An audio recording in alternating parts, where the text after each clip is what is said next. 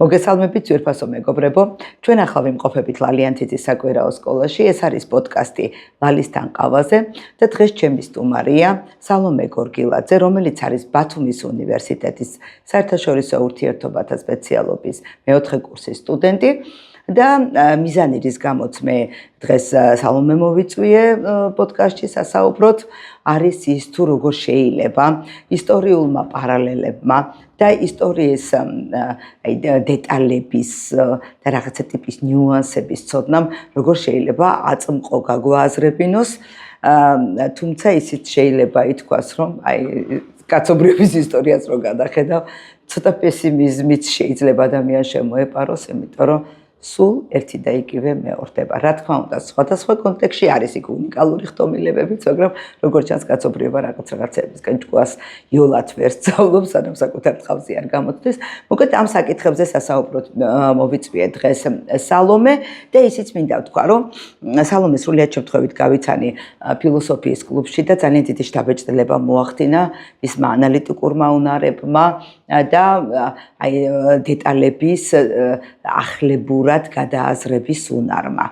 და მოკლედ ზუსტად ამიტომ არის ჩემი პოდკასტი, ზუსტად ამას ემსახურება, რომ ყოველთვის მინდა რომ ჩვენი საუკეთესო სტუდენტები წინა პლანზე წამოვწიო და მინდა რომ მათ საშუალება მივცე, რომ ისაუბრონ ღიად, საჯაროდ და ესენი არიან ის ადამიანები, რომლებმაც საბოლოოდ ქვეყნის მომავალი უნდა შექმნან, ამიტომ ასეთ ადამიანებთან და ასეთი ადამიანების მოწვევა ყოველთვის უფრო მიხარია განსაკუთრებულად.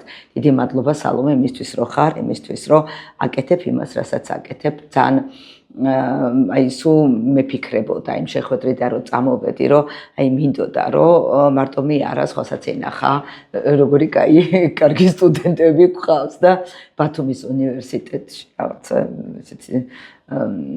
ეს არის ასე ვთქვათ, უნივერსიტეტისთვის არის ძალიან დასაფასე, უნივერსიტეტმაც უნდა დააფასოს შენაირი ადამიანების ყოლა და ნუ ახლა თქვენ თავისთავად. პირველ რიგში მოგესალმებით, მივესალმებით ჩვენს მაყურებელს და ძალიან დიდ მადლობას გადაგიხდით იმისთვის, რომ მომიწვიეთ ამ გადაცემაში. ვფიქრობ, ისტორიის ცოდნა არის ძალიან მნიშვნელოვანი, როგორც ლაიბნიცი ამბობს, წარსული არის ერთგვარი აწყოს და უკვე მომავლის მთავარი შემქმნელი და ამიტომ აუცილებელია ისტორიული წარსულის, ისტორიული кейსების ცოდნა, განსაკუთრებით იმ ქვეყნებისთვის, ესეთ სახელმწიფოებისთვის, როგორებიც ვართ ჩვენ, საქართველოს მსგავს სახელმწიფოს შემთხვევაში, რომელიც მუდმივად არის განსაკუთრებით აქტუალურ და პრობლემურ სიტუაციაში, გეოპოლიტიკურადაც, ისტორიულადაც და თუნდაც სხვა კონტექსტშიც, ვფიქრობ აუცილებელია კულტურულადაც და რელიგიურადაც ვართ ბუფერული ზონა. ყოველთვის არის შეკითხვა მასთან დაკავშირებით, საქართველო რომელ კონტინენტს მიეკუთვნება და მე ვფიქრობ ამ შემთხვევაში ერთი კონკრეტული პასუხი არ არსებობს, იმიტომ რომ ჩვენ ვართ ერთგვარი ნაზავი ევროპისა და აზიის და ამიტომ ამ უნიკალური კულტურების ნაზავობის და სინთეზის შემდგომ, ამ კომბინაციის შემდგომ ვიღებთ სახელმწიფოს, სადაც სიტყვა ეთქმის ახალგაზრდებს და ახალგაზრდების სიტყვა, რა თქმა უნდა, დამოკიდებული არის იმაზე, რამდენად სწორად იციან ისტორია, რამდენად სწორად შეუძლიათ მის ინტერპრეტაცია და რამდენად სწორად შეუძლიათ მისი ანალიზი და ვფიქრობ, რომ ნებისმიერი ლექტორი ან თუნდაც პროფესორი, რომელიც მსგავს საშუალებას აძლევს სტუდენტებს, რომ თავიანთი აზრი გამოთქვან, თუნდაც დააფიქსირონ თანამედროვე მოვლენებთან დაკავშირებით, არის ძალიან დასაფასებელი და პირიქით მე აღნიშნავ, რომ თქვენი ეს დამოკიდებულება სტუდენტების მიმართ არის ძალიან კარგი და აღსანიშნავი. აი, ახლა ერთმანეთი შევაკეთ. ესე გამოიჩნდება. არა, ჯერ არაფერს არ ჭრით პირდაპირ. ახლა რა მოიჩნდება? არა, რატომ უნდა მოიჩნო ძალიან კაი. არა, ეს არა მოიჩნება, რა თქმა უნდა. მე მაინტერესებს, ეს იგი ნახე როგორ ეს არის, ერთხელ მქონდა ასეთი შემთხვევა, რომ სტუდენტებს დავადგმევინე სოკრატეს აპოლოგია. და ოღონდ, რა თქმა უნდა, ბაჩანაბრეგვაძის თარგმანს დავეყრდენით, ანუ სოკრატეს სასამართლო პროცესი დავდგით. ქსენოფონტისა და პლატონის რაღაც სინთეზი გავაკეთეთ რა ამ ორი ავტორის და მიზანი იყო რა, რომ თან რა იყო საინტერესო. თვითონ სცენარზე სტუდენტებმა იმუშავა. მე ამ რეჟისურაზეც დეკორაციებზეც რაღაც ყველაფერი გავაკეთეთ ერთდროულად მუსიკალური გაფორმებაც, ანუ ყველაფერი შევქმენით ერთდრო თანამშრომლობის საფუძველს და მაშინ ახლა წარმოგიდგენთ რომელ ეპოქაზე გელაპარაკები, ეხლანდელი ეს რედისონის ადგილზე ადრე იდგა მედია სასტუმრო და მედიაში მქონდა ეს ჩვენება რა მოკლედ და უნივერსიტეტის პროფესორებიც იყვნენ მიწვეული და მაშინ მახსოვს ერთი ისტორიკოსი ლაპარაკობდა ისე რომ მოусმინა იმას როგორ გავაკეთეთ იცით ანუ ვერბალიზაცია მოხდა ანუ ვორდინგი ანუ სიტყვები ინტონაციები რაღაცა გავა თანამედროვეთ ასე თქვა და ლექტორები თვითონ იყვნენ რაღაცერად შთაგონებული რითი რომ ნუ თუ კაცობრიობის განვითარების ისტორიაში პროგრესი არ გვაქვს, იმიტომ რომ სოკრატეს სიკვდილით დასჯა ზუსტად ისეთივე პოლიტიკური მკვლელობა იყო, რა პოლიტიკურ პროცესებსაც თუნდაც თანამედროვეობაში ვხედავთ და აი ეს არის ძალიან საინტერესო, ანუ შეიძლება ჩვენ ტექნოლოგიურად განვითარდეთ, მაგრამ აღმოჩნდა რომ რაღაცა მორალური და ზნეობრივი პროგრესი ცოტა ასე ვთქვათ, უფრო ნელა მიდის, ვიდრე ვთქვათ ტექნოლოგიური განვითარება და ამიტომაც არის რომ ეს პარალელები არის ძალიან საინტერესო. აი ის ისტორიული კონტექსტი რომ გავათანამედროვეო და თანამედროვე ენაზე რომ გადმოვწეროთ და რაღაც არ ვიცი თუ გიდათ აი ეს ქუჩური სლენგები რო ჩაურცვათ თანამედროვეობის ხო აი ორატორების იმაში ტექსტებში იგივე ციცერონის ტექსტებში გაუცდებით გეგონება რომ აგერ ახლა ამ წუთას გელაპარაკება ხო და მე ძალიან მომეწონა თუ კიდიდეს თქვენეული ინტერპრეტაცია ძალიან საინტერესო იყო როცა მილოსის დიალოგი, ხო? ამ ნაწარმოებზე ვსაუბრობთ, ხო? თუმცა ზოგ მელოსის დიალოგი ასეც იყენებენ. ნუ მოკლედ მელოსია თუ მილოსი ამ შემთხვევაში მოდი ეს არ იყოს ჩვენი განხილვის საკითხი, მაგრამ ის თუ რა თემაც იქ იყო წამოჭრელი, აი ძალიან საინტერესო იყო და როგორ შეიძლება რომ აი ეს ათენელების ეს დამოკიდებულება იყოს რაღაცა დონეზე პარალელურად დანახული დღეს ჩვენი გადმოსახედიდან, ხო? აი რა პარალელების გავლება შეგიძლია. აი ჩვენ უკვე ვისაუბრეთ იმაზე, რომ ისტორია თითქოს და უნდა ვითარდებოდეს, თუმცა წრეზე ვტრიალებთ ასე გამოდის, იმიტომ რომ ძველი წელთა აღრიცხვის, აი 1274 წელს ქადეშის ბრძოლის თუნდაც დაზავება და დღევანდელი ზავები თითქმის იდენტურია და კონფლიქტური სიტუაციები ან თუნდაც მოწინააღმდეგის მკლობა და ოპოზიციონერის განეიტალება თითქმის იგივე ხერხებით ხდება დღეს, როგორც ხდებოდა წარსულში. ხა ძალიან მარტივი მაგალითი არის ბოლო პერიოდში, ხა ირანის შემთხვევაში რაც მოხდა, პირდაპირ მკლობა, რაც რა თქმა უნდა წარსულში უფრო სხვა მეთოდებით ხდებოდა ტექნოლოგიურად უკვე განვითარდით ამას ვხედავთ. შეიძლება წარსულში ეს ყოფილიყო ან მოწამვლა ან სხვა ხერხი, თუმცა ვხედავთ რომ გზები შეიცვალა, თუმცა შერეგი და რეზულტატი არის იგივე. რაც შეეხება უშუალოდ მელოსის დიალოგის თანამედროვე ინტერპრეტაციას, ჩვენ ვხედავთ ათენს, რომელიც არის დომინანტი ჰეგემონი სახელმწიფო, რომელსაც უკვე აქვს წარმატებები პელოპონესის ომში. ეს საუბარი არის ძველი წელთა აღრიცხვის მეხუთე საუკუნეში. და პელოპონესის ომებში ხო ათენი საბოლოოდ მარცხდება თუ ეს წერება იმ პერიოდში რაღაცა ტიპის ის მოხდა იმ პერიოდში მიმდინარეობს უკვე პელოპონესის ომის პერიოდში, როცა მელოსის სახელმწიფო კუნძული ეს არის იზოლირებული ტერიტორია, რომელსაც ათენი მიადგება და ეტყვის რომ მე შენზე უფრო ძლიერი ვარ, მე ყველანაირ ბერკეტი მაქვს იმისა რომ შენ დაგიპყრო, შენ ნუ რა თქმა მოგვიწევს აქ რო სპოილერი ვთქვა, თუმცა ძალიან პატარა ნაწარმოებია და ყველას გავუწევ რეკომენდაციას რომ წაიკითხოს. ჩვენი მიზანი ზუსტად ეს არის რომ ახალგაზრდებმა გაათვითნობიერონ რა იყო იქ და რა არის დღეს, თუმცა დღევანდელ მოცემულობაში რომ გავაანალიზოთ ეს ნაწარმოები, რა თქმა უნდა გვჭირდება ციტატები და თუნდაც მისი რაღაცა გააზრება და ათენი როგორც უკეთეს სახელმწიფო მილიტარისტულად, უკეთეს სახელმწიფო ეკონომიკურად, უკეთესი მდგომარეობით მიდის უფრო სულ სახელმწიფოსთან და ეუბნება რომ შენ უნდა გამომიცხადო კაპიტულაცია იმისთვის რომ გადარჩე. ამ შემთხვევაში მეორე სახელმწიფოს პასუხი ჩვენ შეგვიძლია ორი რაკურსით დავინახოთ.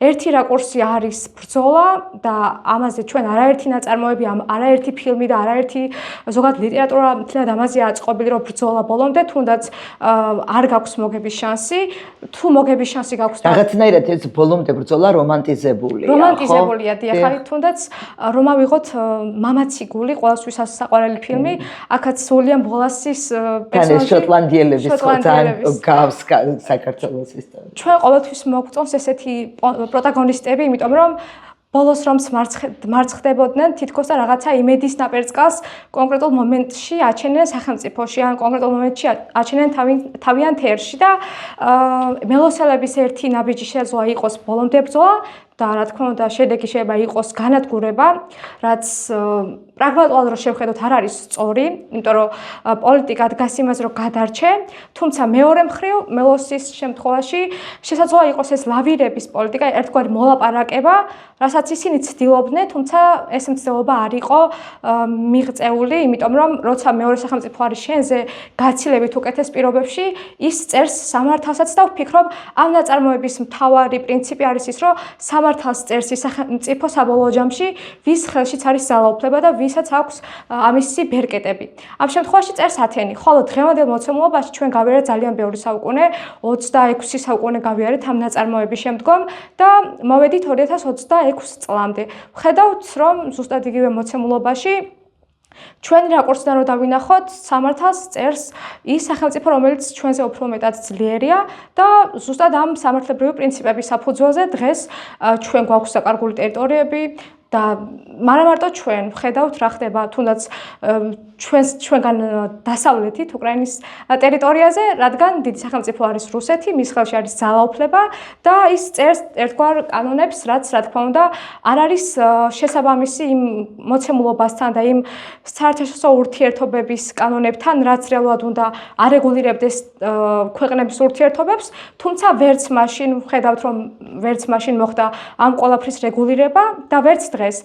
და დასკვნა არის ის, რომ სახელმწიფოები მორალური პრინციპების საფუძველზე არ მოქმედებენ, სახელმწიფოები, ну რა თქმა უნდა, დიდ სახელმწიფოებზეა საუბარი, მოქმედებენ მხოლოდ თავიანთი ინტერესებიდან გამომდინარე და ჩერჩილს აქვს ძალიან კარგი ციტატა, თუმცა მე უფრო მეტად მომიწევს მისი გამეორება, ინტერპრეტაცია, რომ სახელმწიფოები განსაკუთრებით ის სახელმწიფოები, რომლებსაც აქვთ უკეთესი პირობები და რომლებსაც აქვთ გარკვეული ძალაუფლება, მოქმედებენ იმისთვის, რომ თავიანთი ინტერესები დაიკმაყოფილონ. შესაძლოა 1918 წელს მაგალითის ისტორია რომ გავიხსენოთ, ჩვენ ვიყავით გერმანიის ინტერესის ერთგვარი სფერო, და ძალიან კარგად გამოიყენა მაშინდელმა საქართველოს ხელისუფლებამ და იმ პოლიტიკურმა ძალებმა ძალიან კარგად გამოიყენეს ის, რომ მათ ყავდათ მხარდამჭერები ევროპაში და ეს პროცესები ზუსტად იმიტომაც შექმნეს, ხო, 1918-21 წელს ჩვენ ტიპური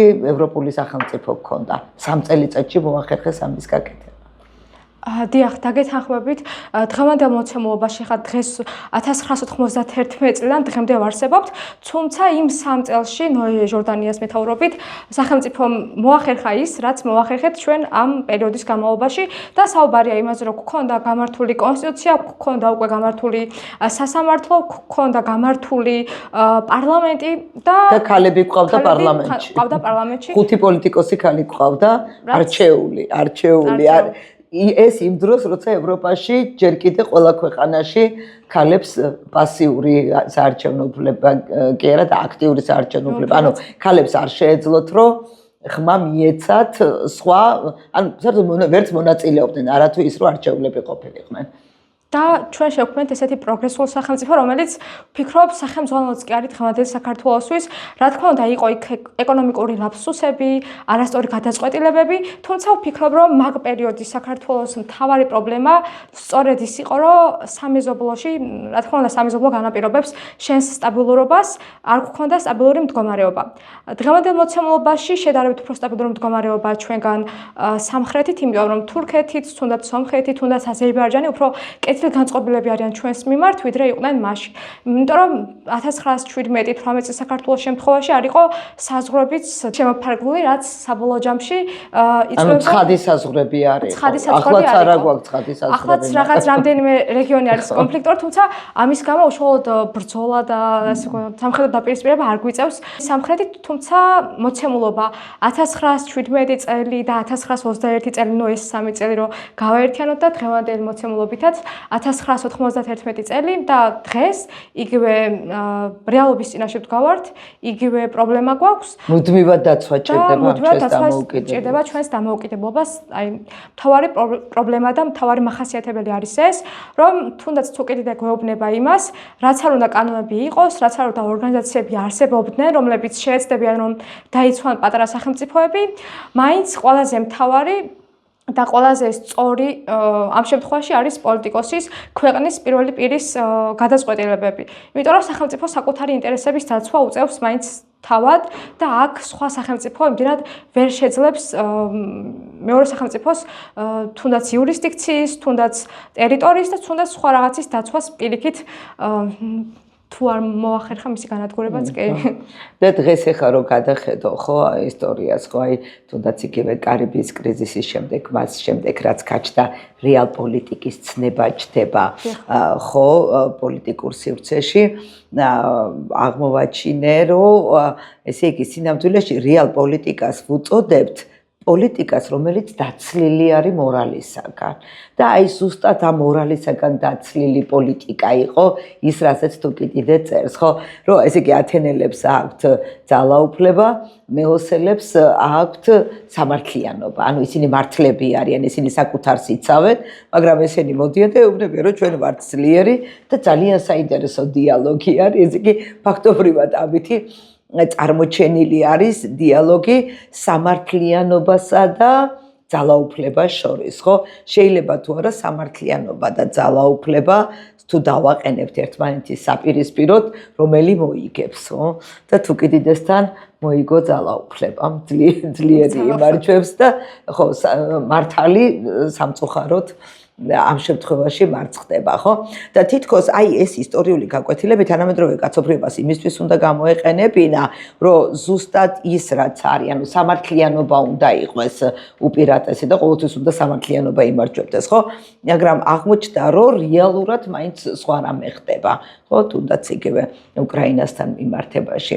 მაგრამ მეორე მომენტიც არის, იცით, ძალმე, აი ეს ეხლა რაც უკრაინის თავს ხდება, ხო, განსაკუთრებით ეს ბოლო პროცესები, ხო, იმდენად გაძლიერდა ეს სახელმწიფო, რომ უკვე აღმოსავლეთის ქვეყნებს ეუბნება, რომ რაღაცა დახმარებას გაგიწევთ, ტექნოლოგიურ დახმარებაზეც არის საუბარი, აი რჩევებზეც არის, ექსპერტთა ჯგუფებს აგზავნის.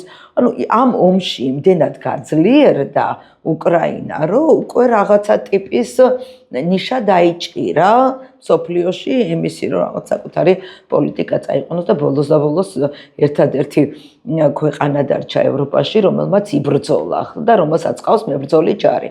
აღმოჩნდა, რომ ევროპის დანარჩენი სახელმწიფოს ჯარები, რა ვიცი, კრუასანის ჯამის და ყავის მისმეც არაფერს არ აკეთებენ და სულაც არ არიან ორიენტირებული იმაზე, რომ ოდესმე შეიძლება მოუხდეთ ომი და ამისთვის მზად არ არიან. ანუ აღმოჩნდა, რომ ევროპა მზად არ არის ომისთვის. ზუსტად იგივე მოხდა, რაც პირველი მსოფლიო ომის წინ, ზუსტად იგივე ხდება, რაც მეორე მსოფლიო ომის წინ. მეორე მსოფლიო ომის წინ ერთა ლიგა დაიშალა, რომელიც პირველი მსოფლიო ომის მერე შეიქმნა და დაიშალა, იმიტომ რომ ვერ იმუშავა და მეორე მსოფლიო ომი მოვიდა. მეორე მსოფლიო ომის მერე გაერო შეიქმნა, რომელიც ფაქტობრივად, აი თუ დაგვინახავს სადმე, ხო, არსად არ არის გაერთიანებული ერების ორგანიზაცია საერთოდ არ მუშაობს. და აღმოჩნდა, რომ ეხლა აუცილებლად რუსეთ-უკრაინის ომის შემდეგ აუცილებლად მოხდება რეფორმირება, ასე მგონია, რომ გაეროს რაღაცა სხვა გადაერქმევა, ან ანულირება მოხდება, იმიტომ რომ ფაქტობრივად ის ფუნქცია ვერც გარემო და ვერც ნატო ვერ შეინარჩუნა რა რისთვისაც ისინი შეიქმნა, ხო, ძალთა ბალანსისთვის და სამართლიანობის დამკვიდრებისთვის მსოფლიოში. დიახ, რაღაცა საინტერესოს ამბობდით. მე ვამბობდი ერთა ლიგაზე იმას, რომ თვითონ ერთა ლიგა შეიქმნა ამერიკის პრეზიდენტის ვუდრო ვილსონის ინიციატივით, 14 პუნქტიანი გეგმა ჰქონდა, რომელიც მთავარი მიზანიც იყო, რა თქმა უნდა, ომების, ანუ პაციფისტური პოლიტიკა იყო, ომების და ყველა რაღაცა კონფლიქტური ნაბიჯების აღმოფხრა, თუმცა თვითონ ყველა საცილო და ირონიული აღმოჩნდა ის, რომ ამერიკის მოსახლეობამ უარი თქვა ერთა ლიგაში გაწევრიანებაზე და ეს ინიციატივა დარჩა ამერიკის გარეშე, თუმცა უკვე მისი მოდიფიცირებული ვერსია ერთა ლიგამ რომ ვერ იმუშავა ამის ათელცხატყოფა იყო უკვე 1936-იანი წლების შემდგომ მუსოლინის და ჰიტლერის მოქმედებები ევროპაში და არა მარტო ევროპაში უკვე თან ის არ დაგავიწყეს ჰიტლერი დასცინის ჩემ ბრძოლაში დასცინის ომით დაკარგული ტერიტორიებიო ერთა ლიგის კონფერენციები დარბრუნდებაო ასეთ რაღაცას პირდაპირ წერს დიახ და ჩვენ უკვე მოვედით გაეროდან რა თქმა უნდა ისევ გაერომდე, თუმცა თუ ჩვენ ვისაუბრებთ ევროპულ ორგანიზაციაზე, თუნდაც ევროკავშირზე, აშკარად ვხედავთ, რომ ევროკავშირისთვის ერთგვარი გამოფხიზლება იყო ეს ომი და პირიქით შესაძლოა რაღაცა მომენტებში მისი გადაწყობა დღევანდელ მოცემულობაშიც ხდება, რომ ევროკავშირი ხო სამხედრო გაერთიანება არ არის, არის ხო მილიტარისტული, არც ჩაფიქრებულიც არ ყოფილა. ეს იყო ეკონომიკური გაერთიანება, რომ რაღაცა საერთო კეთილდღეობა უნდა შეექმნათ, ეს საერთო ფულიც ამას ნიშნავდა, ხო რა რაღაცა დოლარს აპირისპირებოდ. ისე შეიძლება ითქვას, რომ აი ეს ევროკავშირის შექმნა და ეს ევროს შექმნა პირდაპირ დოლარის საწინააღმდეგო აქცია იყო და შემთხვევითი არ არის, ხო, რომ დღეს ტრამპი ცოტა დღევანდელ მოცემულობაშიც რაღაც მომენტებში ხდება ერთგვარი წინააღმდეგობა ევროპის სახელმწიფოებსა და ამერიკას შორის, განსაკუთრებით ტრამპის პრეზიდენტობაში, ჯო ბაიდენთან მიმართებაში ნაკლებად იყო ეს წინააღმდეგობები, თუმცა ტრამპის გაპრეზიდენტების შემდგომ უკრაინის საკითხი არის აქტუალური, განსაკუთრებით როცა მაკრონსა და ტრამპის შორის ხდება მოლაპარაკებები, ყოველთვის არის რომ მაკრონი ეუბნება, რომ ჩვენ ამას არ ვაძლევთ თვალში და კრედიტში, თუმცა ტრამპი ამბობს, რომ ჩვენ პირიქით ამას ვაძლევთ თვალში და ევროპულ სახელმწიფოებისთვის, ზოგადად ევროპისთვის ეს ომი აღმოჩნდა მათი კონსოლიდაციის მთავარი მიზეზი, იმიტომ რომ გერმანიის, საფრანგეთის, ესპანეთის განსაკუთრებით ეს დომინანტ სახელმწიფოები რაც არის, იტალია, მისი პრემიერ-მინისტრის ჩართულობით განსაკუთრებით გაერთიანდა და განსაკუთრებით მოხდა მათი კონსოლიდაცია საერთო მტრის წინააღმდეგ, იმიტომ რომ თუნდაც უკრაინა რო არ იყოს, ყველა მისის რომ მის საზღვრებში საზღვა გადმოვიდეს უკვე აღმოსავლეთით და საფრთხე დაემუქროს სხვა სახელმწიფოებს, ამიტომ ეს არის რა თქმა უნდა ბუფერი სახელმწიფო, ჩვენ ყველა ვხედავთ იმ შედეგებს, რაც დღევანდელ მოცემულობით არის, თუმცა რეალურად რო შევაფასოთ, ექსპერტები ამბობდნენ იმას, რომ უკრაინა 2022 წლის 24 თებერვლის მოცემულობით კაპიტულაციას გამოაცხადებდა ერთ დღეში. ყველა ექსპერტი მაგას წინასწარმეტყველებს. და უკრაინა დღევანდელ მოცემულობით, როგორც უკვე აღვნიშნეთ, ტექნოლოგიური და არა მარტო ტექნოლოგიური დრონების გამოყენებით უკვე არის მოწინავე სახელმწიფო მთლიანად ევროპის თუ არა მთელი მსოფლიოს მასშტაბით, რაც ნიშნავს იმას, რომ ეს და სადაზვერვო ინფორმაციების მიხედვითაც რა თქმა უნდა ძალიან ბევრი ცდელობა იქნებოდა და არის კიდეც რომ უკრაინის პირველი პირი იქნას მოკლული, თუმცა ჩვენ ვხედავთ რომ ეს შედეგი ჯერჯერობით ვერ არის მიღწეული და მელოსის დიალოგიც და დღევანდელ მოცემულობაც არის ის რომ პირველი პირის გადაწყვეტილება არის ძალიან მნიშვნელოვანი მთლიანად სახელმწიფოსთვის. თუ მელოსელთა რაკურს შევადრით უკრაინის რაკურს, იქ უკრაინა იქ მელოსი დამარცხდა. დღევანდელ მოცემულობაში შედეგები ისეთი მარტივი საპროგნოზო ვერ არის, როგორც თუნდაც იყო მელოსის შემთხვევაში, თუმცა როგორც მელოსელები ამბობდნენ, თურმე იღბალი არ ყოფილა, აქ მოკავშირეების იმედი ჰქონდათ მელოსელებს, იქ იყო სპარტა, თუმცა ევროპის შემთხვევაში მოკავშირეები ნამდვილად ჩაერთვნენ და ესეც აღსანიშნავია, რომ მოკავშირეები და ალიანსები ყოველთვის იქმნება იმ დომინანტ. ისე მელოსმა მაინც ვერ მოახერხა ის, რაც შეძლო უკრაინამ. ანუ უკრაინამ ფაქტობრივად ამ რუსეთის და უკრაინის ომმა საფუძველი დაუდო, მსოფლიოს ახალი გადანაწილება მოხდება აუცილებლად. ეს მსოფლიო ის უკვე აღარ იქნება, რაც იყო რუსეთ-უკრაინის ომამდე, ხო? და მელოსისა და ათენის კონფლიქტი ამ მასშტაბებს ვერ გაწვდა. პრინციპში იქაც ახალქალაქის სახელმწიფოების დონეზე იყო, ჩვენ ახლა ისეთ პარალელს ვაკეთებთ, ხო? რაღაც ესეთ ისტორიული პარალელი კი არის, მაგრამ თლათ იდენტური არ არის. არც ერთ ისტორიული პარალელი იდეაში იდენტური არ არის, იქ კონტექსტი ყოველთვის განსხვავებულია.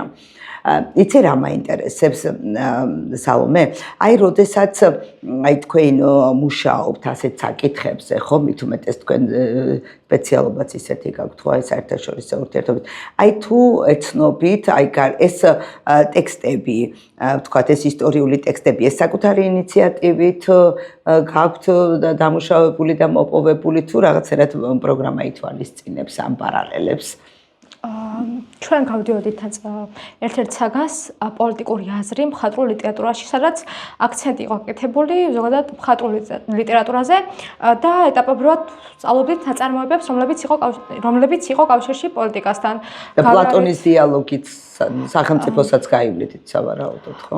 პლატონის სახელმწიფო კანონები და სახელმწიფო უნდა გაგევლოთ თუ პლატონის სახელმწიფო და ძალიან ბევრი ნაწარმოები გავიარეთ, მათ შორის დინასტიური ჟანრის, თავისი უნიკალურობით ჯორჯ ორუელის 1984, ვისწავლეთ ბევრი ნაწარმოები თანამედროვე და რა თქმა უნდა მაკიაველი თავისი თავარით, დიახ. თუმცა რაღაც მომენტებში ინდივიდუალურ დონეზე ძალიან დაინტერესებული ვარ ზოგადად პოლიტიკით და იმ პოლიტიკით, რომელიც დაკავშირებული არის ნაწარმოებებთან და ლიტერატურასთან, თუმცა უშუალოდ ამ ნაწარმოებს რაც შეეხება, ეს იყო ჩემი ერთი ლექტორის ინიციატივით განხილული, მახსოვს რომ თვითონ ლექცია სემინარების განსაკუთრებით საინტერესო განხილვა გამოგვივიდა, იმიტომ რომ არაერთი რაკურსით განვიხილეთ. ძალიან ცოცხალი ის არის, ესე იგი სამართლის და ძალაუფლების დაპირისპირება, ხო, ეს მუდმივი ის არის, აი ვაჟასაც ეგ აქ, ხო? ვაჟა-ფშაველას ნაწარმოებებში სულ ეს პრობლემა არის წინა პლანზე წამოწეული და ამ დროს ადამიანის როლი, ხო, კონკრეტული ადამიანები რა როლს ასრულებენ ამ ყველაფერში. აი გუნდმა რა როლი შეასრულა აი მელოსის შემთხვევაში. ანუ პოლიტიკურმა გუნდმა, რომელიც მართავდა სახელმწიფოს. პოლიტიკურმა გუნდმა ამ შემთხვევაში მელოსის დიალოგში გადაწყვიტა, რომ არ დანებებული იყო, რაც შეგვიძლია ვთქვათ, რომ ყველა ფაქტორის გათვალისწინებით იყო ირაციონალური და არაპრაგმატული გადაწყვეტილება, თუმცა ეს იყო ის, რაც იმ საბჭომ მიიღო, რომლებიც იყვნენ პირველ პლანზე წამოწეული და ჩვენ სწორედ ანუ მათ გადაწყვიტეს ბრძოლა. მათ გადაწყვიტეს ბრძოლა და ჩვენ სწორედ იმას ვაფასებთ, რამდენად სწორი იყო ბრძოლა. რო არ ებრძოლათ რა მოხდებოდა? რომ არ ებრძოლათ თვითონ თუ კიდე და თუ აკეთებს ამის ანალიტიკას, მინიშნებას, ანუ პირდაპირ არ წერს, მაგრამ აი რაღაცა დონეზე მინიშნება თუ დაიჭირეთ ავტორისეული. ვფიქრობ, უფრო ათენელთა მბრძანებლურ კილოში იყო, რომ ნათქვამი, რომ თუ არ იბრძოლებთ, იქნებით ჩვენი ვასალური სახელმწიფო და გადარჩებით. ამ შემთხვევაში საუბარი არის აქცენტი კეთდება გადარჩენაზე, რაც ჩვენთვის არ არის ახალი, ჩვენ ყოველთვის გადარჩენისთვის ვიბრძვით, იმიტომ რომ ჩვენი სახელმწიფოებრიობა მოყოლებული ძველი პერიოდიდან დამოკიდებული არის და თითქმის მიტმასნების პოლიტიკას მივყვებით, რომ გადავრჩეთ და დღევანდელ საქართველოს თითქოს რაღაც გადარჩენის ბალანსის ზღვარზეა და სწორედ ეს იყო მთავარი შემოთავაზება მათი, თუ შემოგვიერთდებით გადავრჩებით. რა თქმა უნდა, დადებით კონტექსტში ეს იყო გენოფონდის გადარჩენა, მოსახლეობის გადარჩენა. მოსახლეობის გადარჩენა ნიშნავს იმას, რომ შენ გექნება სეპარატიზმის, აჯანყების, პროტესტის მოწყობის საშუალება, თუმცა მეორე მხრივ არის აქ, რა თქმა უნდა, რისკები, რომ შეერთება ნიშნავს ასიმილაციის საფრთხესაც და ჩვენ შემთხვევაში განსაკუთრებით უნდა განვიხილოთ საქართველოს შეერთების შემთხვევა არის მე-19 საუკუნეში თუნდაც ან მე-20 საუკუნეში აი ვორონცოვის პოლიტიკას თუ გავიხსენებთ როგორ ხდებოდა საქართველოში შიგადაშიგ ჩამოსახლება ეთნიკური ჯგუფების რომ თუნდაც ისეთი რბილი ძალა გამოიყენა რბილი ძალადი რომ მოსახლეობა აგერ ოპერა გაუხსნა ქართველებს ან რაღაცა კულტურული ის გააკეთა აქციები მოაწყო და რაღაცა კულტურული ის მისცა ავტონომიის ფარგლები მისცა კი და სწორედ ყველა სწორი ჭკვიანი ბატონი აკეთებს იმას და ვფიქრობ ათენიც სწორედ ამ თაფლის პოლიტიკით შეძლებდა საბოლოო ჯამში მათ შეერთებას და არაერთ სახელმწიფო რუკაზე სწორედ მსგავსი პოლიტიკის გამო გამქრალა თუ მოუყვებით ძველ პერიოდს ძალიან ნათელი არის ის რომ სახელმწიფოები ქრებიან სწორედ მსგავსი მიტმასნების პოლიტიკის და ზოგადად შემგუებლობის გამო და შეკითხვა მთავარი ამ ნაწარმოების ვფიქრობ არის ბრძოლას აქვს თუ არა აზრი და თვითონ ათენელების რაკურსით განვიხილოთ ათენი ყოველთვის არ ყოფილა ძლიერი ეს ისტორიის გარეშე ათენი თუნდაც მარათონის ბრძოლაში იყო ერთგვარად არ იყო ის უპირატესობაში აქიმენდური ირანის წინააღმდეგ, თუმცა იბრძოლეს და გაიმარჯვეს. რაც გვეუბნება იმას, რომ ყოველთვის არის ორი რაკურსი და ყოველთვის მნიშვნელოვანი არის სიტუაციის შეფასება. თუმცა თუ კიდე შემთხვევაში ჩვენ არ გვაქვს ყველანაირი საშუალება იმისა, რომ შევაფასოთ, რა თქმა უნდა, სტატისტიკა არ გვაქვს და ამიტომ საბოლოო წერტილს ვერ დავსვამთ. რომ აი ყველა რაკურსიდან რომ ანალიტიკა გააკეთო იმისი, რომ რა მოიგეს და რა წააგეს, ხო? ჩვენ მაქსიმუმ შეგვიძლია რაკურსს შევადაროთ არგუმენტებით, რა იქნებოდა სწორი, ან რა არ იქნებოდა სწორი. რაღაცა ესეთი პირობითი და წარმოსახვითი არგუმენტები, ხო, იმიტომ რომ რაც არ მომხდარა, იმის ანალიზს ვერ გააკეთებ, ხო? და ეს მნიშვნელოვანი ამბავია, იმიტომ რომ აი მუდმივად ეს გვედგა ჩვენ მით უმეტეს აი 91 წლიდან რაც დამოუკიდებლობა მოვიპოვოთ, იქედან გამომდინარე მუდმივად იყო ეს რუსული პოლიტიკა, ესე დამოკლეს მახვილივით არის ჩამოკიდებული საქართველოს თავზე, ხო? და ჩვენ არ ვიცით ის ძაფი როდის გაწყდება, ხო და როდის. მაგრამ ეხლა მეორე ამბავი არის აი ხშირად ვფიქრობ ამაზე, რომ თუ როდესაც ასეთ ძლიერი სახელმწიფო გეუბნება, ხო, რომ თუ არ დამემორჩილები, ნუ აღარ იარსებებ რა. და ჩვენ იდეაში რაციონალურია არ გაღიზიანების პოლიტიკა, ხო, თითქოს ერთი შეხედვით, მაგრამ მეორე ამბავი არის, რა არის ის ზღვარი, რომლის იქეთაც, თქვათ, რუსეთი არ გაღიზიანდება. ანუ როდის არ ღიზიანდება რუსეთი. მოდი ასე ვთქვათ, ანუ როდის შეგვიძლია ჩვენ ვთქვათ, რომ კი ბატონო მოყვებით, ვართ თქვენი სატელიტები, რაღაცეებში გვერდით გიდგავართ, რაღაცა სხვადასხვა აქციებში მოყვებით, არ გეწინააღმდეგებით, მაგრამ აი მე მაინტერესებს, სად შეიძლება გაიაროს იმ ზღვარმა, რა იქნება ის, რაც არ გააღიზიანებს რუსეთს. რუსეთს არ აღიზიანებდა რა? როცა ჩვენ ვიყავით ძალიან კარგი მომღერლები, მოცეკვავეები და რაღაცა ელარჯის მწელავები თუ ვართ, არ ვაღიზიანებთ, ხო? მაგრამ როგორც კი პრეტენზია გაგვიჩნდა, რომ მოდერნული და ევროპული სახელმწიფო შეგვექმნა, იმ წუთას 2008 წლის ომი მოგვიწყო, ხო? ანუ რა უნდა გაკეთდეს აი ამ რაციონალური პოლიტიკით, იმიტომ რომ აი ახლა რო ლაპარაკობთ, სულ ალუზიები მომდიოდა ამ რუსეთ-საქართველოს და ამ 2008 წლის ომთან დაკავშირებით. ხო, აი რა უნდა გააკეთოს ამ პატარა ქვეყანამ იმისთვის, რომ რამენერად აი რაღაცა ურჩხულის წინ დგას, ხო? პირდაღებული ურჩხულის წინ, რომელსაც როგორც კი თვითშეფასება დაეცემა, იმ წუთას შეუძლია რომ ნებისმიერ დროს გადაკლაპოს და მიითვალოს რაღაცა ქულაში, რომ ერთი სახელმწიფო აგერ ჩემთან ერთად, ხო? ეს შეკითხვა არის ძალიან კომპლექსური, ძალიან რთული საპასუხებელი, თუმცა რა თქმა უნდა, ყველას ესაწუხებს. ეს იცით რა არის, სალურა აღმოაჩინე, აი ძალიან მომწონს შენი ღიაობა და პირდაპირობა და ის ზუსტად ეს ახალგაზრდული ენერგეტიკა რაც მოდის. ეს არის ის კითხვა, რომელიც აბსოლუტურად ყველა ადამიანს აქვს თავში და რომელსაც სხვათა შორის ყველა პოლიტიკოსი გაურბის ამ კითხვაზე და ამ კითხვაზე რაღაცა რაციონალური პასუხის გაცემას, ხო? ნუ ახლა მარტივი კითხვა არ არის უდაოდ. თუმცა ვფიქრობ, თუ ეს კითხვა არ დაისმება, მაშინ არ იქნება ოპტიმალური გამოსავალი და მუდმივად ვიქნებით იმ სტაგნაციის პირობებში, რაც დღეს არსებობს. მინიმუმ ის არ გვექნება, რომ პროგრესი რაღაც ნაბიჯი გადავდგათ და ზოგადად რუსეთის გაღიზიანება როგორ ხდება ეს ყველამ კარგად დავინახეთ 2008 წელს. 2008 წელს ჩვენ ბუქარესტის სამიტის დროს ძალიან ახლოს ვიყავით, რომ გავწევრიანებული ყოფილიყავით ნატოში. არა მარტო ჩვენ, არამედ უკრაინა, თუმცა პირველი სამი ზნე მაინც უშუალოდ დაპირისპირებაში, სამხედრო დაპირისპირებას გულისხმობ ევროპაში ვიყავით და აღმოჩნდით ჩვენ 2008 წელს და კარგად დავინახეთ ის ზღვარი, რაც აღიზიანებს რუსეთს. ეს არის ევროპასთან სიახლოვე, თუმცა ჩვენთვის ერთგვარი გარანტია იქნება ევროკავშირის ან ნატოს წევრობა. მარტივად რომ რაციონალური პარალელი გარანტია არაფერი არ არის, საკუთარ თავს უნდა მიხედო. საკუთარ თავს, აი ბალტიის ქვეყნების მაგალითზე, ლიეტუვა, ლატვა, ესტონეთი, რომლებიც მოსახლეობის რაოდენობით, თუნდაც ფართობით არის ჩვენი ზომის სახელმწიფოები და მდებარეობითაც რუსეთის მეზობლები არიან და უფრო ჩრდილოეთით შეგვიძლია ვთქვათ, რომ ჩვენი მდებარეობა შესაძლოა უფრო მომგებიანი ჩვენ კავკასიონი მაინც გვაქვს შუაში, ხო?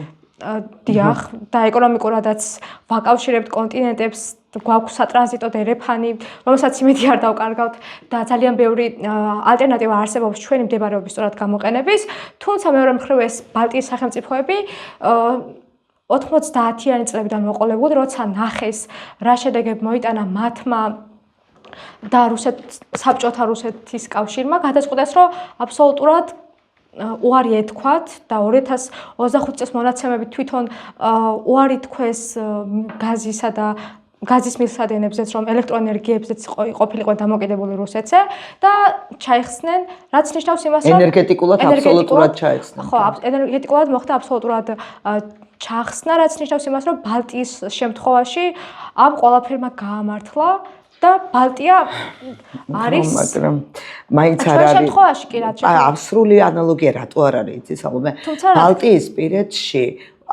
როცა ახლა საბჭოთა კავშირი დაიშალა და გაემიჯნენ ხო იქ ცხოვრობდნენ ადამიანები რომელსაც დამოუკიდებლად ესტონეთში უცხოვრიათ ანუ იმათ ახსოვდათ დამოუკიდებლობის წლები და ჩვენ ხო ეს აბსოლუტურად გადაშლილი გქონდა ხო 70 წელი ცოტა არ იყო ხო ბალტიისპირეთისგან განსხვავებით ჩვენ უფრო დიდხნიანი ისტორია გქონდა რუსეთთან ნუ ჯერ კიდევ 1793 წლიდან ხო მოყოლებული და ის კი ერთი სამწლიანი გამონათება კი გქონდა მაგრამ რეალურად იმ 3 წელს თუ არ ჩავთვლით ჩვენ 200 წლიანი სახელმწიფოებრიობაში 200 წლიანი პაუზა გქონდა ხო და ამათთან ასეთი შემთხვევა არ იყო, ამიტომაც არის რომ შეიძლება რაღაც ანალოგია მოიშველიო, მაგრამ სრული მაინც არ არის ეს ანალოგიები. ამიტომ არის ძალიან მნიშვნელოვანი, რომ თითოეულმა ერმა სახელმწიფომ ნაციამ თვითონ უნდა გადაწყვიტოს თავისი სტრატეგია. აი მე ძალიან მომწონს აღმოსავლეთ ევროპის ქვეყნების დამოკიდებულება, იგივე ჩეხეთში, იგივე აი უნგრეთში მოგზაურობის მერე აი სულ ფიქრობდი როგორი კონსოლიდირებული იყო საზოგადოება ენასთან მიმართებაშიც კი ყოველას ესმოდა რუსული ენა მაგრამ არავინ არ დაგელაპარაკებოდა და რო დაინახეს რომ ქართველი ვიყავი მე მითხროს შენ რუსულად დაგველაპარაკეო მაგრამ არ ხარო ხო რუსიო მიხვდნენ რომ ქართველი ვიყავი და მე უკვე დამელაპარაკნე რუსულად წარმოიდგინე ძალიან გაუცებული ვიყავი ეს რო აღმოვაჩინე მაშინ როცა ჩვენთან ეს დამოკიდებულება ნაკლებად არის, ხო? თუმცა მეორე მომენტიც არის, ეს ენასთან დამოკიდებულება ცოტა მის ბელორუსებისა და უკრაინელების შემოდინება მათ განაპირობა, იმიტომ რომ ძალიან ძნელი ხდება გამიჩნდა. ხანდახან შეიძლება არ დაელაპარაკო რუსულად, მაგრამ ეს იყო კიდე ძალიან საინტერესო ჩემთვის, ხო? რომ როგორი ეს კულტურული დომინაციის საშუალება გაუშვეს რუსებმა ხელიდან. პოსტსაბჭოთა ქვეყნებისთვის რუსული იყო მეორე ენა.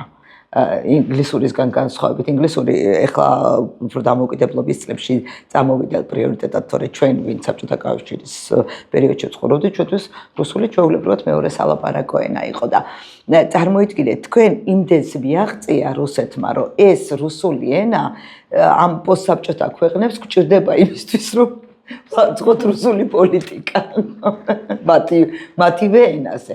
როცა შეიძლებოდა, რომ ეს კულტურული დომინაციის საფუძველი ყოფილიყო, ხო?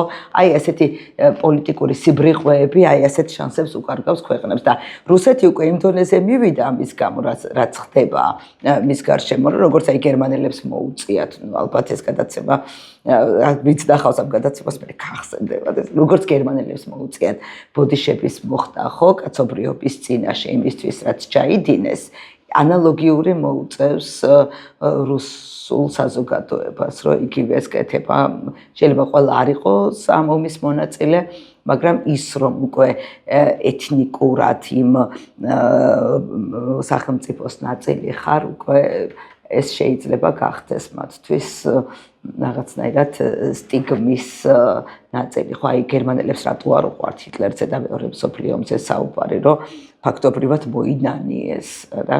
გახსოვთ ალბათ, ხო, მე მგონი პოლონეთში იყო, ხო, გერმანიის კანცლერი, რომ მუხლზე დადგა მეორე მსოფლიო ომში დაღუპულთა მემორიალთან. ხო?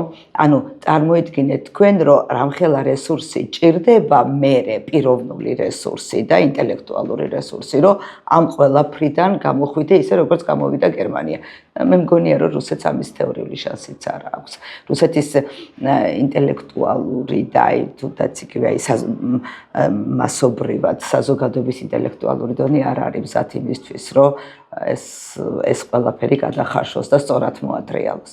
თუმცა ამისი შემთხვევებიც მგონია, რომ თავად რუსებს დაუმალიათ საბერძნეთში ვიყავი წელს და რუსები მალავდნენ, რომ რუსები იყვნენ მესმოდა მათი ლაპარაკი და მას ბერძნებთან უკრაინელები ვართ ამას ამბობდნენ და ლაპარაკში მიხვდი, რომ ეს რუსები იყვნენ. თვითონ ევროპის შიგნით მე სადაც ვყოფილა, რომ ქვეყნებში განსაკუთრებით დასავლურ ქვეყნებში არის აგრესია რუსეთის მიმართ, რაც რა თქმა უნდა ლოგიკურია და რუსებსაც ხშირად აქვთ სურვილი იმისა, რომ საკუთარი ვინაობა დამალონ, რადგან ვინაობის დამალოს რო შევეშვათ ეს სანქციები, დიპლომატიური სანქციები, ვიზები ძალიან დიდ საფრთხეს უქმნის, ზოგადად რუსულ იცით რა, ეგ პოლიტიკაა ვიზები. მე სხვა რამეს ვიცახი.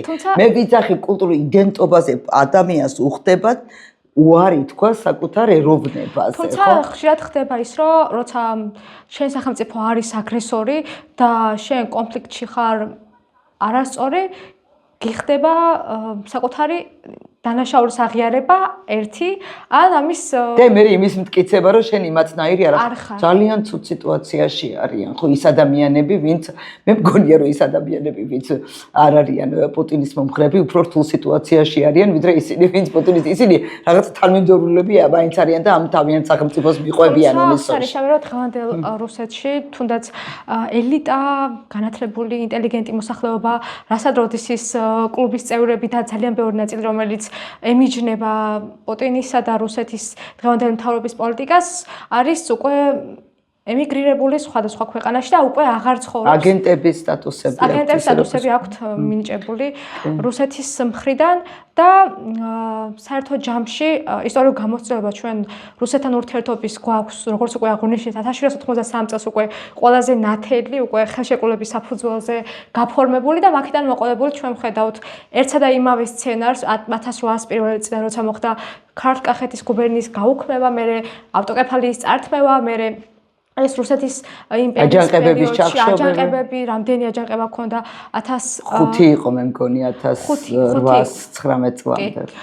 და 1832 წლის შეთქმულება და ისტორიულად მივდივართ იქამდე, რომ თითქოს ეს დამოუკიდებლობა მივიღეთ, ამოვისუნთქეთ და მე ისევ 70 წლიანი საბჭოთა პერიოდი, რომელიც რა თქმა უნდა იყო ძალიან რთული ჩვენი ქვეყნისთვის, არაერთი რაკურსით. ეს კიდე ყოფილიყო ენა, კულტურა, მთელი ინტელიგენციას თავები წააცალეს. და რა თქმა უნდა 27-38 წლის რეპრესიები, რომელმაც საბოლოო ჯამში გააჩუმა ის ხალხი, რომელსაც უნდა ელაპარაკა, ასე ვიტყოდი. და საინტერესო არის ის, რომ 1938 და 37 წლებში პაულო იაშვილი, ტიციანი და ბევრი სხვა ცისფერი ყანწელი თუნდაც კარგი და ჯანსაღი მოაზროვნე ქვეყნისთვის მიხეილ ჯავახიშვილი თუნდაც იყო შერაცხული უცხო აგენტად და ძალიან ბევრს მოუწია უბრალოდ ქვეყნიდან გაქცევა როგორც არა და ცისფერ ყანწელები საბჭოთა ხელისუფლებას მიესალმნენ. თუმცა როგორც ჩანს არ იყო თანხმედრა და ისტორია გვეუბნება იმას, რომ არ შეიძლება არც ერთ სახელმწიფოზე თუნდაც ის კეთილი განწყობილი იყოს მინდობა, რადგან სხვა სახელმწიფოს განსაკუთრებით სხვა სახელმწიფოს განსაკუთრებით იმას, რომელიც ჩვენზე ძლიერია და ამის დემონსტრირება 21 საუკუნეში რუსეთმა რამდენჯერ შეძლო და 90-იანი წლებიდან მოყოლებული რამდენჯერ შეძლო, ჩვენ ძალიან კარგად ვიცით აფხაზეთის კონფლიქტი და ასე შემდეგ და დღევანდელ მოცემულობითაც ხედავთ, რომ რუსეთი არაა ჩვენთვის სანდო ქვეყანა, ეს იმას არ ნიშნავს, რომ ჩეჩნეთის ომი, ესაც საინტერესოა, იცით, ჩეჩნეთის პირველი ომი რუსეთმა წააგო. ხო, ეს ჩეჩნეთის მეორე ომი, რაცა მე უკვე დაუბრუნდნენ. თან ყველაზე გულდასაწყვეტი რა არის, იცით? აი საქართველოში ომი ესე იგი 99 წლის 9 აპრილი მოხდა გორბაჩოვის დროს, რომელმაც თითქოს პერესტროიკა და ყველაზე ლიბერალი მმართველები, ვინც იყვნენ გორბაჩოვი და ელცინი, ხო? ესე იგი ყველაზე ლიბერალი მმართველების პირობებში დაგვემართა საშინელი ტრაგედიები. ერთი რომ გორბაჩოვის დროს 9 აპრილი მოხდა და ელცინის დროს აფხაზეთი და სამაჩაბლოს ვკარგავთ, ხო? ანუ ეს შემთხვევითი არ არის, რომ აი გამოდის რომ ეს სახელმწიფო რა უნდა მოხდეს რუსეთში ისეთი, ანუ რა ცვლილებები უნდა მოხდეს, ან რა რყევები უნდა მოხდეს ისეთი, რომ აი ამ ძერჟავისტულ პოლიტიკაზე თქვას უარი. ხო, ეს აი მუდმივი საფრთხის ქვეშ გვამყოფებს. დიახ, აღსანიშნავია ის, რომ რუსეთს მე 21 საუკუნიდან, ანუ 90-იან წლებში მაინც რუსეთისთვის იყო ეკონომიკური აღდგენის პერიოდი და ბორის ელცინის ევროპა და ამერიკა დაეხმარა, იყო რაღაცა კეთილგანწყობა და იმედი იმისა, რომ რუსეთი გახდებოდა ის დემოკრატიული და პროგრესულ სახელმწიფო როგორებიც არიან ევროპული სახელმწიფოები, თუმცა ეს აღმოჩნდა ილუზია და მაქედან მოყოლებული ჩვენ ვხედავთ, რომ რუსკი მირის კონცეფცია რაც არის დოქტრინა მათი, რომ აი თუნდაც უკრაინის მიმართ აგრესია, იმიტომ ხდება ან ჩვენ მიმართ, რომ ისინი თუნდაც უკრაინას, ბესარაბია, ბუკოვინას და ზოგადად დღევანდელ მოცემულობით ნატოს თუნდაც ევროკავშირის სახელმწიფოებს, რომლებიც არიან აღმოსავლეთის ტერიტორიებზე, ევროპის აღმოსავლეთით, მიიჩნევენ რუსეთის ნაწილად.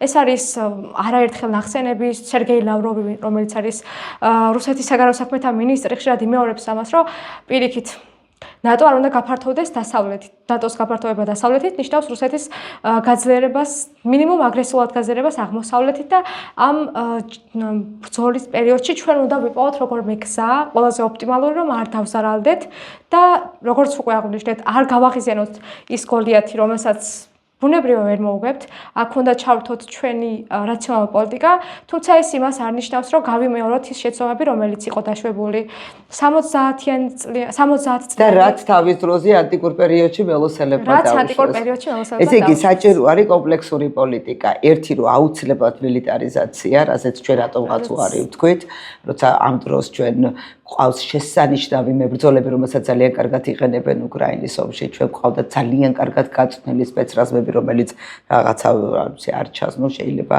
ჩას, მაგრამ 90-იან წლების შემდგომ ნატოს მისიებშიც, მშვიდობიან მისიებში არაერთი ქართველი იყო ჩართული და საოცარი გამოცდილება ჰქონდათ მაქედან. საოცარი გამოცდილება ჰქონდათ, რაც ჩვენც დაგვეხმარა, თუმცა ბოლო პერიოდში მსგავსი პროექტებიც უფრო ნაკლებია და მილიტარიზმი ჩვენ პირდაპირ ვამბობთ, რომ ნეიტრალური სახელმწიფო ეს არის აბსურდული კონცეფცია, რომელიც ვერ შეიძლება იყოს კავკასიის. როგორ იქნები გლებში ხარ, ვერ იქნები ნეიტრალური, ხო? როგორც კი ნეიტრალური იქნები, ვიტყვას გადაიყლაპები სადღაც. თუ ნეიტრალობის მოცემულობა არის, მაშინ უნდა იყოს შვეიცარია, რომელსაც ყავს რომელიც აღარ არის უკვე ნეიტრალური. რომელიცაც რა თქმა უნდა ყავს ასევე ჯარი და რომელიც არის ასევე შეიარაღებული.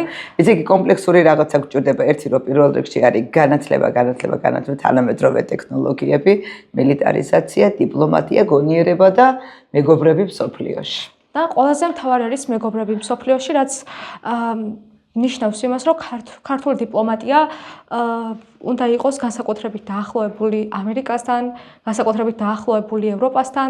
ისტორიულ მაგალითად ჩვენ ვხედავთ იმას, რომ დიპლომატია არ უნდა იყოს მხოლოდ ერთი ქვეყნის, არ ერთი კონკრეტული მიმართულების საპირწონედ მიმართული და უნდა იყოს სხვადასხვა მულტივექტორული და რაც უფრო მეტი სანდო მეგობარი გეყოლება, მით უფრო კარგი არის ეს ზოგადად ქვეყნისთვის. ჩვენ უკვე ვთქვით, რომ რუსეთი არ არის სანდო ამხრივ, რომ ბოლომდე დაეყრდნო და ამის საპირწონედ ყოველთვის იტყუება. და ისტორიული გამოცდილებები ჩვენ 2 საუკუნის, 3 საუკუნის განმავლობაში დავაგროვეთ იმ დონეზე, რომ ბოლომდე არ დავეყრდნოთ. ეს იმას არ ნიშნავს, რომ რაღაც აგრესიული და არაპრაგმატული ნაბიჯები გადავდგათ. პირიქით, თუნდაც უნდა იყოს გადაანალიზებული ეს 21 საუკუნის შეცდომები, რაც შეიძლება გქონდეს დაშვებული, თუმცა ეს იმას არ ნიშნავს, რომ ის ევროპული სახელმწიფოები, რომლებიც ძალიან ბევრ შემთხვევაში ჩვენთვის კეთილგანწყობილი არიან, ან თუნდაც ჩვენ ქვეყნის განვითარებაში შეაქვთ წვლილი, ჩვენ სასიკეთოდ არ გამოვიყენოთ და მათ სასიკეთოდ დიპლომატია არ განავითაროთ. ეს ნიშნავს იმას, რომ ჩვენი სახელმწიფო რამდენიმე რაკურსით უნდა განვითარდეს. ახალგაზრდების განვითარება და ზოგადად ისტორიის ცოდნა არის ყველაზე მთავარი. ახალგაზრდა რომელმაც იცის ისტორია, იცის აწმყო და იცის უკვე მომავალიც. თუ ისტორია ადამიანმა არ იცის, მაშინ რთული არის რომ მას მოთხოვა ანალიზის უნარი, მას მოსთხოვა სწორი გადაწყვეტილების მიღების უნარი და მას მოსთხოვა ზოგადად პოლიტიკის შეფასების უნარი.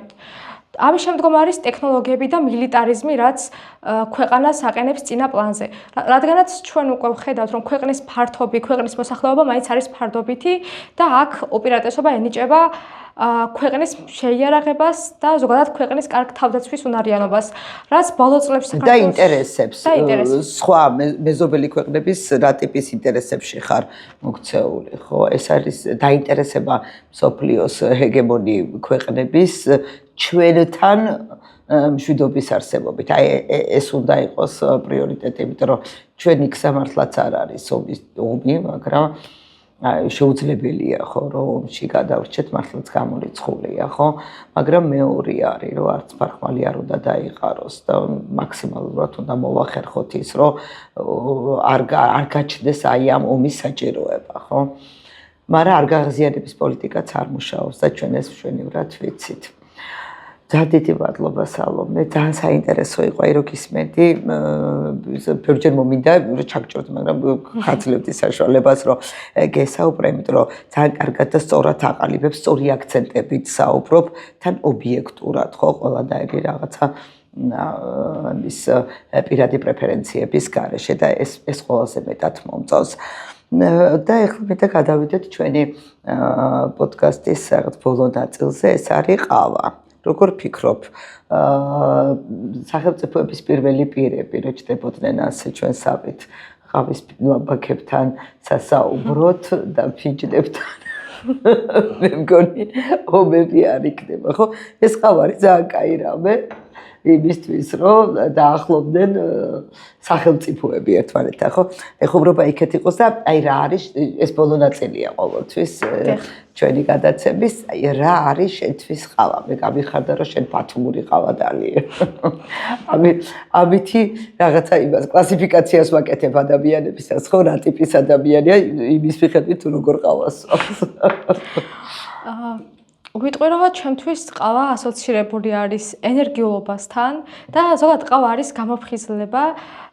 აი ყველაზე კარგი, ყველაზე ოპტიმალური ვარიანტია რომ თუნდაც მოქანცული რო იყო, დაღლილი რო იყო, ენერგიულად შეუდგე ახალ დღეს და ენერგიულად შეუდგე საქმიანობას და ახალი განწყობა გქონდეს ახალი დღისთვის. ნუ ჩემთვის ყავა არის ახალი იმედი თითქოს და ახალი დღის ახალი იმედი, რომ დღე დაიწყო ენერგიულად და დღე დაიწყო ცოტა ეხო ენერგიულად და რა თქმა უნდა მონდომებულად. და შენ კიდე ხარ და შენაირი ადამიანები არიან ჩვენი ქვეყნის მომავლის იმედი და ძალიან დიდი მადლობა იმისთვის რომ ხარ, იმისთვის რომ აი ასხივებ ამ შენს გონიერებას, ამ შენს რაციონალიზმს, ამ შენს ობიექტურობას და ამ ნოტაზე დაგემშვიდობები, ჩვენს მაყურებელსაც დავემშვიდობოთ. ეს იყო პოდკასტი ლალისთან ყავაზე. დღეს ჩემი სტუმარი იყო საოცარი გოგო სალომე გორგილაძე, ჩვენი უნივერსიტეტის სტუდენტი და მე ზუსტად ვიცი რომ სალომეს ჩვენ ნახავთ სხვადასხვა რაკურსიდან და ზუსტად ვიცი რომ ეს ის ადამიანია რომელიც რაღაცა როლს ითამაშებს ქართულ პოლიტიკაში და დიპლომატიაში.